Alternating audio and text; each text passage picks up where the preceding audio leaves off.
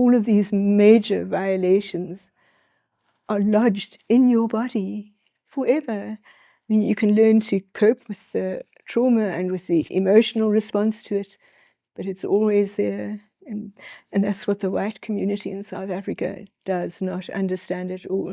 For years and years, they've told people, just get over it. Apartheid's dead. And that's the worst thing you can do to a person, like those kinds of instructions. Been approached by groups like the national leadership of the Dutch Reformed Church, which was the church that of apartheid, that actually produced these terrible statutes. We have only got rid of 14 apartheid statutes. There are still over 200 statutes that haven't been repealed from apartheid.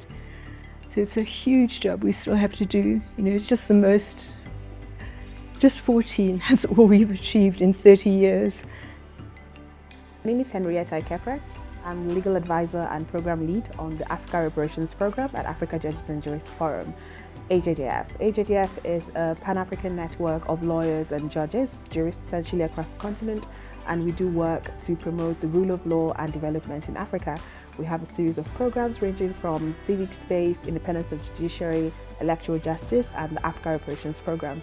This convening has been organized under the Africa Reparations program, which is focused on advancing legal and policy frameworks for reparatory justice on the continent, tackling historical crimes and injustices such as colonialism, apartheid, and the transatlantic enslavement of Africans.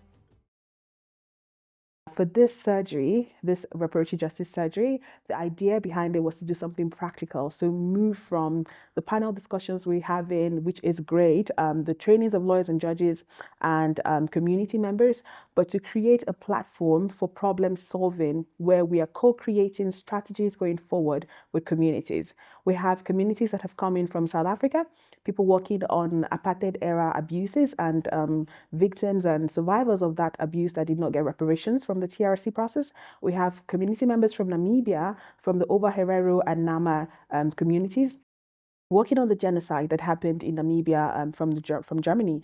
And we also have communities from Tanzania working on return of artifacts and return of human remains of their ancestors. We have people coming from Lesotho and Zimbabwe also working on return of archival records and repatriation of objects to like the museums in Lesotho.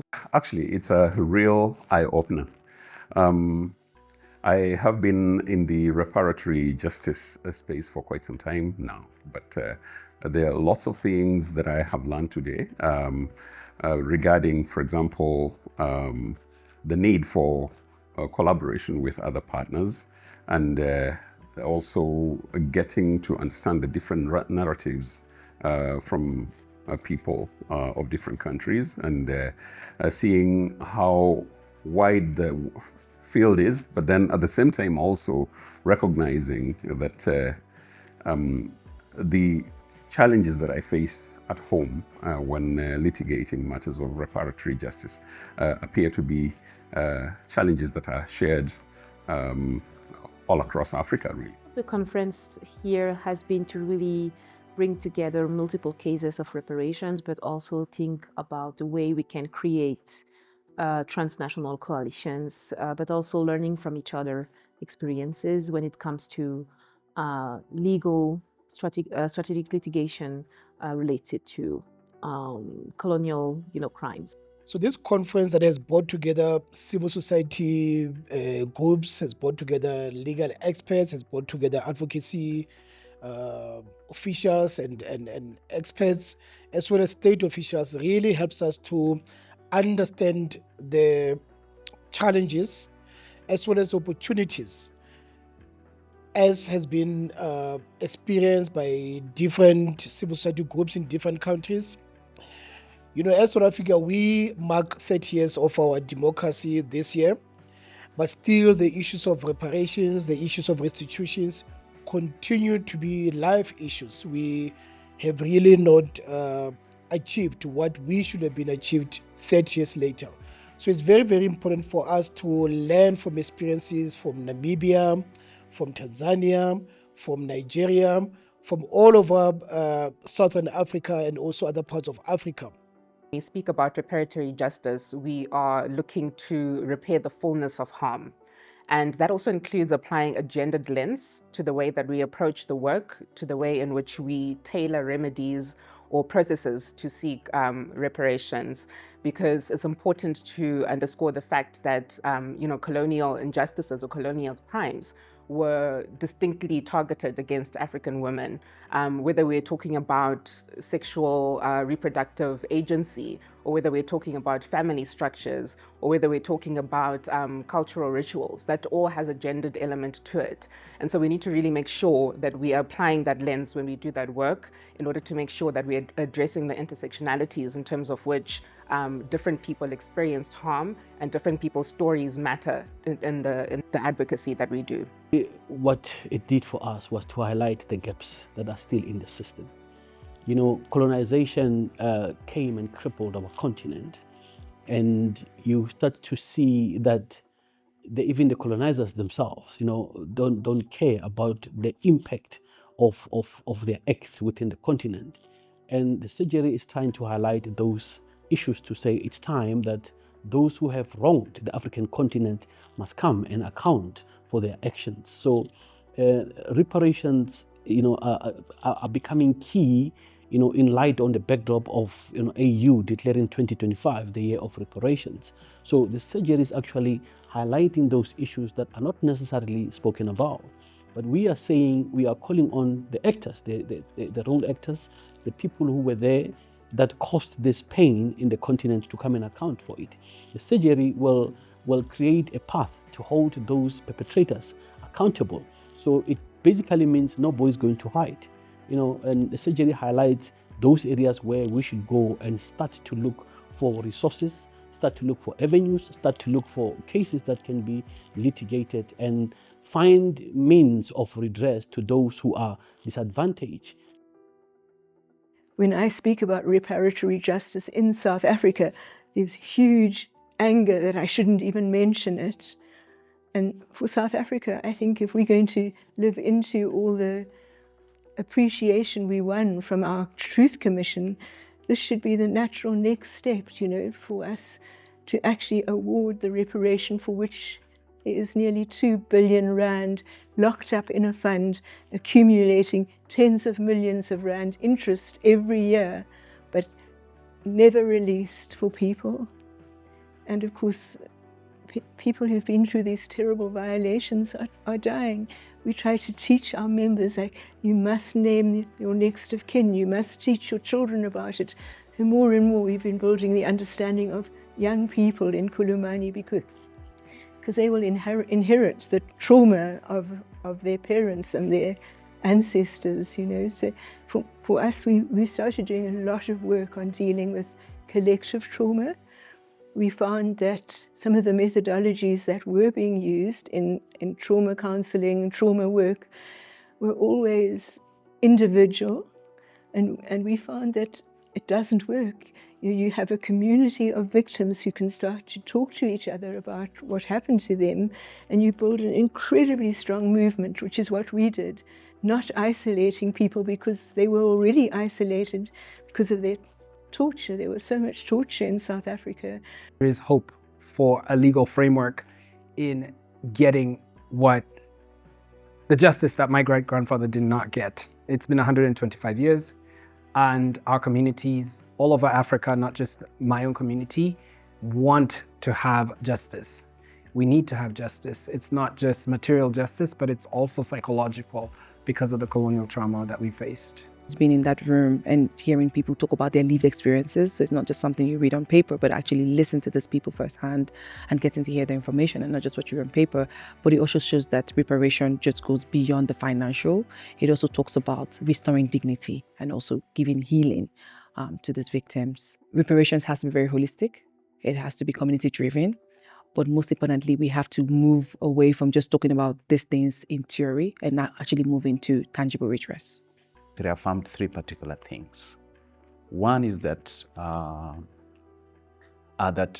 those that committed historical wrongs, historical harm during slavery, during colonialism, and during slave trade have a moral and legal duty to provide reparatory justice because they not only profited from it, but continue to profit from it even to the present day.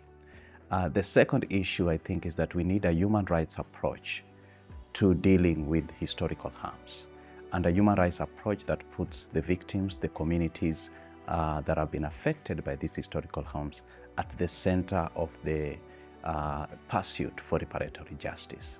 And I think finally that there is an urgent need to ensure that the legacies of colonialism, slave trade, and slave trade are tackled and are addressed through reparatory justice, because the poverty that we see today, the racial inequalities that we see today, the racial injustices that we see today are rooted in colonialism, in slavery.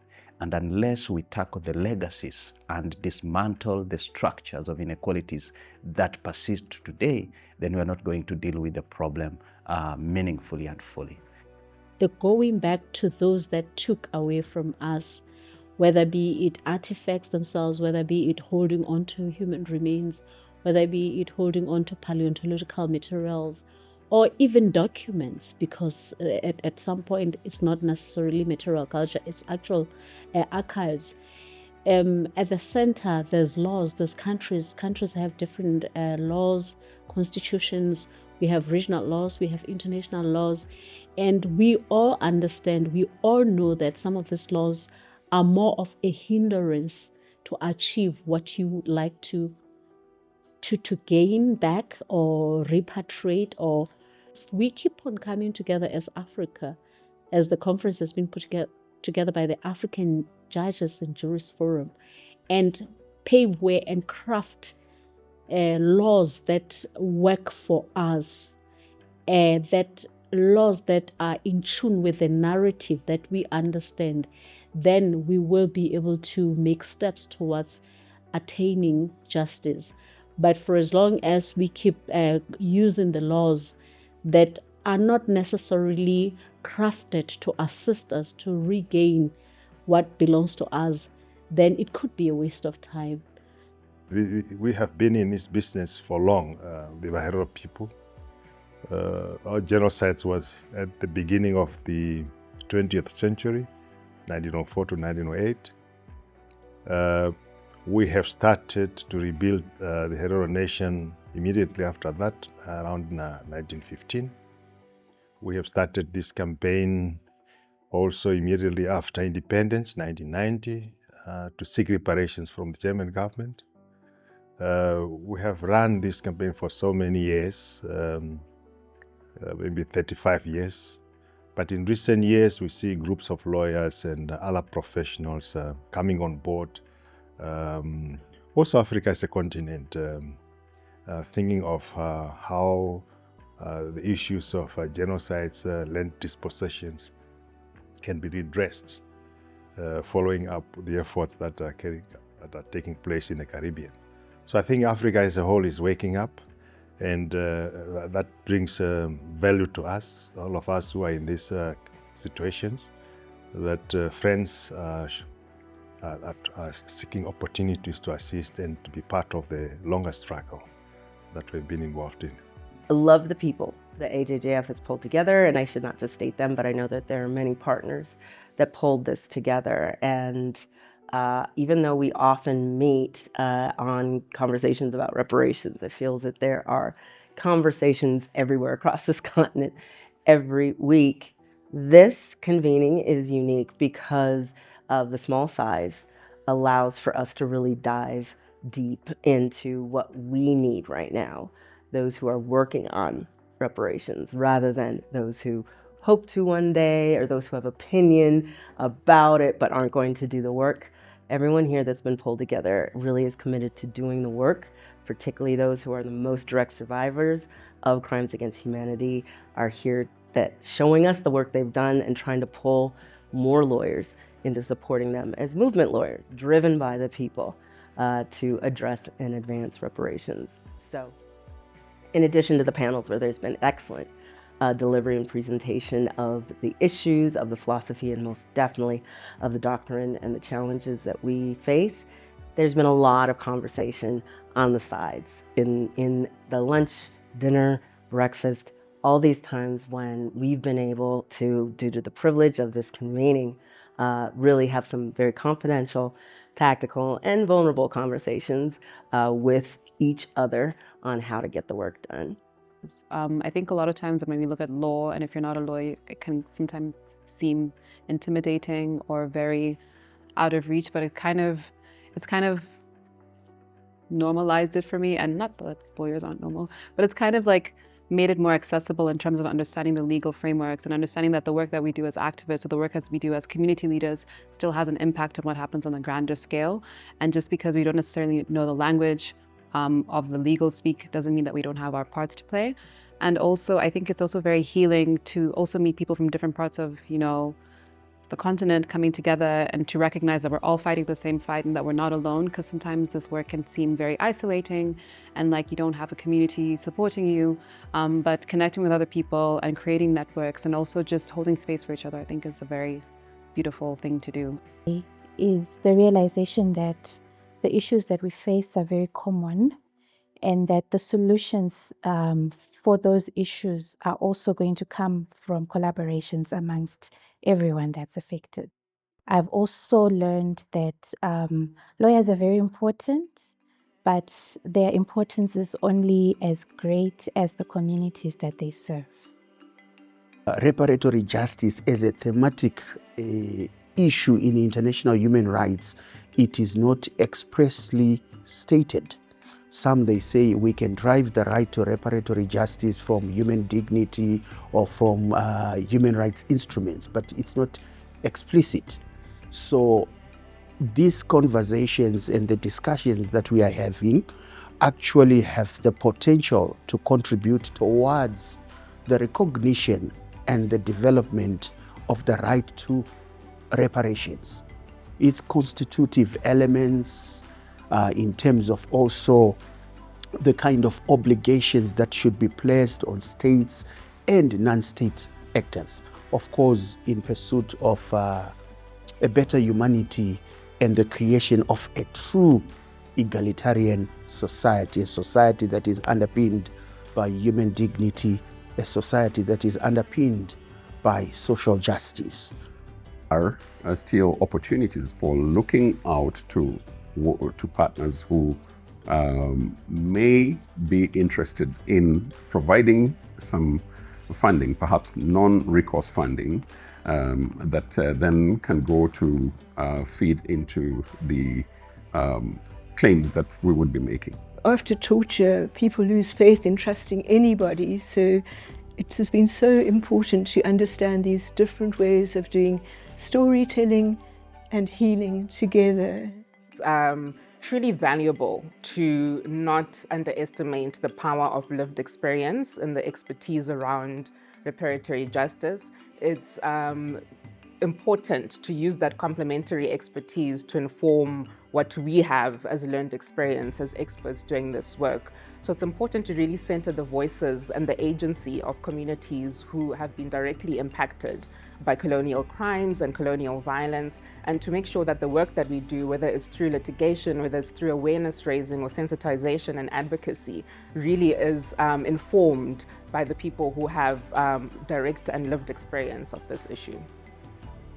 When we hear experiences of the genocide in Namibia, when we hear about what happened with the theft of artifacts in Tanzania and everywhere, you understand that even if 100 years has passed, these issues continue to haunt those countries, continue to have an intergenerational impact, and therefore that time is not a limitation in terms of prosecuting these issues. Always had some challenges with how lawyers have a real hard time being driven by and surrounded by movement work. And that is why I think, understandably, most communities see lawyers in this way, and it's been expressed here, see lawyers in this way of creating silos, not listening to the people, having real challenge of vision, because many just jump in and out, want to win the case and move on. In this room and in the space that has been convened here, I see people who have had those experiences, but also can see a route out of it, that they are here to ensure that litigation is the most effective as it can be, it has the greatest impact that it can be. Win or lose, it has to be done alongside the people. The imperative of partnership between the state, civil society groups, as well as constitutional bodies like ourselves. Too often when we look at experiences elsewhere, we find that families of victims and survivors have done a lot of work without support from the state and from constitutional bodies. You look at the Hero case the Nama case in Namibia. Families really had to fight this struggle alone for a long, long time. It's the same in South Africa. We must be honest in South Africa that issues of reparation and restitution have been really pushed by victims and survivors. And it's unfair to put that burden on families and survivors when these are national question issues. Really looking forward to how we take what we've come up from here practically into the next 6 months, the remainder of the year of reparations for the African Union, and maybe into the next couple of years. It's been such an insightful convening. It's our pilot version. We're focusing on Southern Africa, and this has been led by the issues we were hearing from the community. We hope to replicate this in West Africa, East Africa, Central Africa, along the routes that were used for the transatlantic enslavement, and hear from the communities there as well. And so far, I'm really excited about what we're doing here and the future of reparatory justice on the continent.